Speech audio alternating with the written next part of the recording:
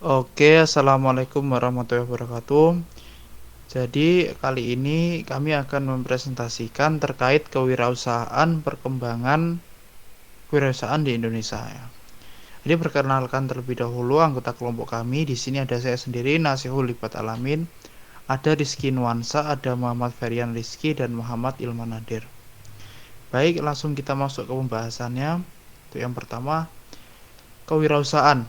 Kewirausahaan merupakan upaya-upaya kreatif dan inovatif dengan cara mengembangkan ide-ide dan meramu sumber daya untuk menemukan peluang dan perbaikan dalam hidup.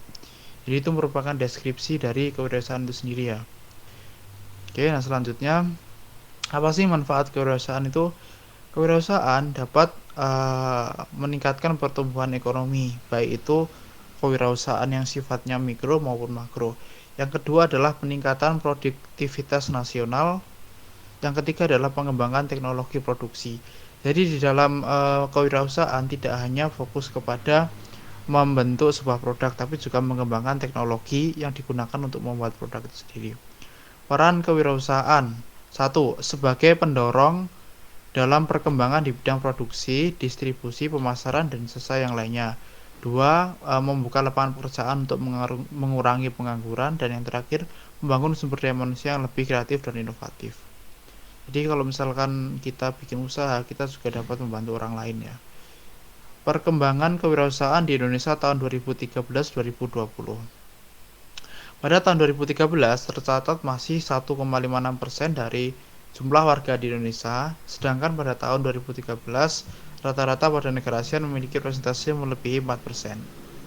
Pemerintah menerbitkan Peraturan Presiden Nomor 27 Tahun 2017 tentang pengembangan inkubator wirausaha yang telah diundangkan pada April 2013. Pada negara Amerika Serikat memiliki wirausaha mencapai 11,9% dari jumlah penduduk. Cina 10%, Jepang 8%, Singapura 7,2%, dan Malaysia 4%. Ini membuktikan bahwa pada tahun 2013 Indonesia masih tertinggal dibanding dengan negara-negara yang lainnya.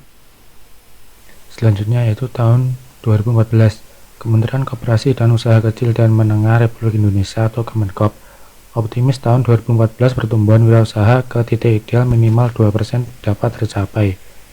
Namun pada tahun 2014, Indonesia menunjukkan tingkat kewirausahaan dengan persentase 1,55 sampai 1,56%.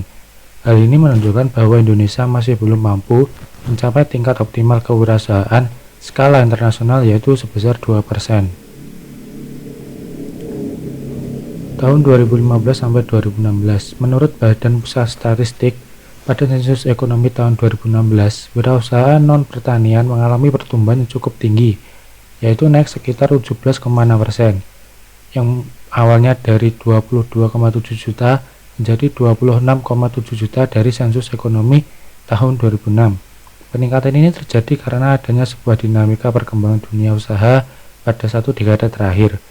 Dampaknya, pada Pulau Jawa terjadi perkembangan jumlah wirausahaan secara signifikan.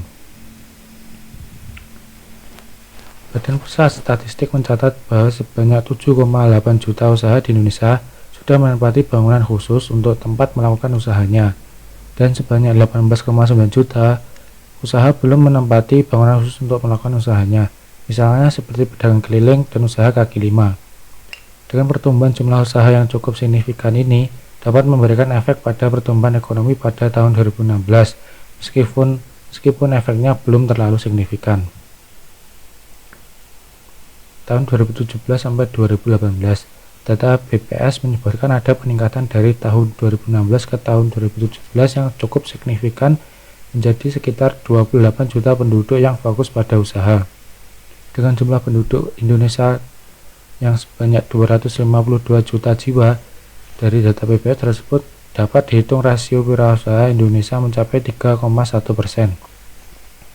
Data BPS juga menunjukkan terjadi peningkatan kelas pelaku usaha dari pemula menjadi usaha mikro naik sebesar 12%, pelaku mikro ke usaha kecil naik 9%, sedangkan dari pelaku usaha kecil ke menengah sekitar 1%.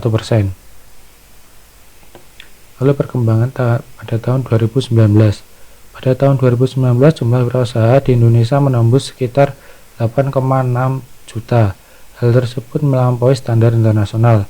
Namun negara tetangga seperti Malaysia dan Singapura memiliki persentase kewirausahaan yang lebih tinggi dari Indonesia, di mana pada zaman saat ini bisnis wirausaha yang sedang trending merupakan bisnis makanan dikarenakan dana investasinya yang bisa dilakukan tidak terlalu mahal.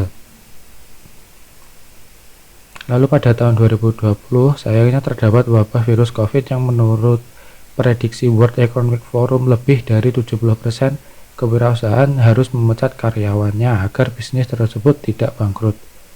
Dikarenakan wabah ini banyak masyarakat yang dipaksakan menguasai internet, sehingga banyak yang pada akhirnya memutuskan untuk mengonlinekan bisnis untuk beradaptasi terhadap zaman dan keadaan pada saat ini.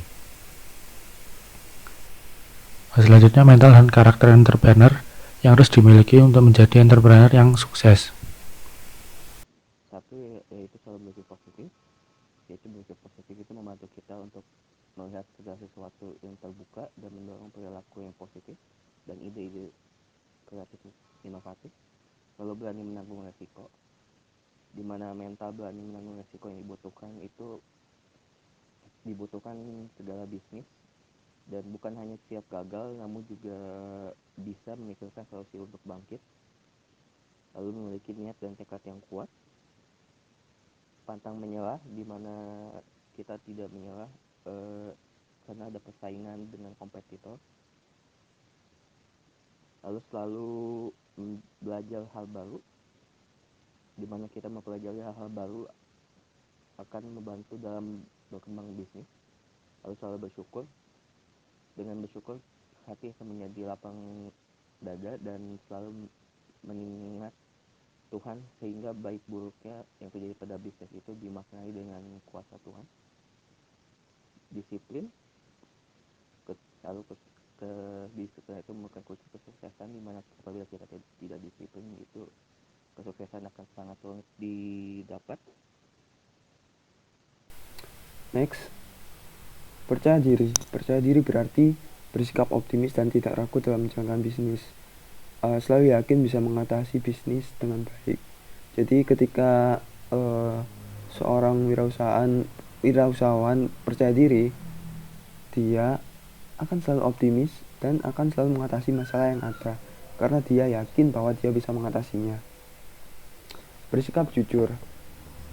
Kejujuran akan membawa kepercayaan dari rekan bisnis maupun pelanggan, sehingga dapat menciptakan hubungan kerja yang baik dan akan bertahan lama. Kenapa bertahan lama? Karena pelanggan pun akan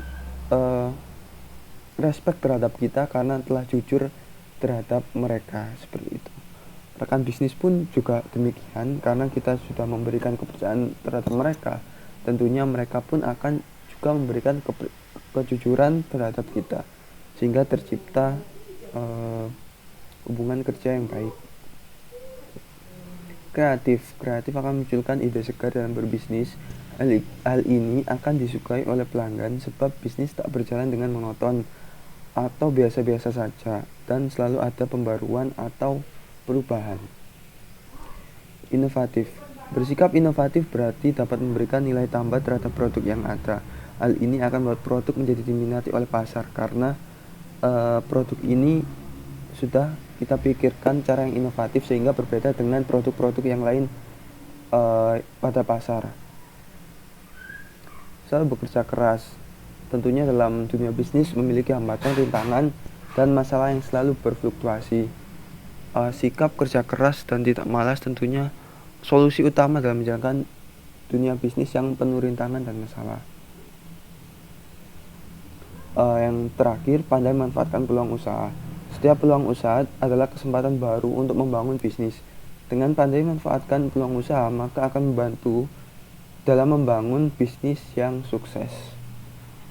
Sekian, terima kasih. Kurang lebihnya mohon maaf. Wassalamualaikum warahmatullahi wabarakatuh.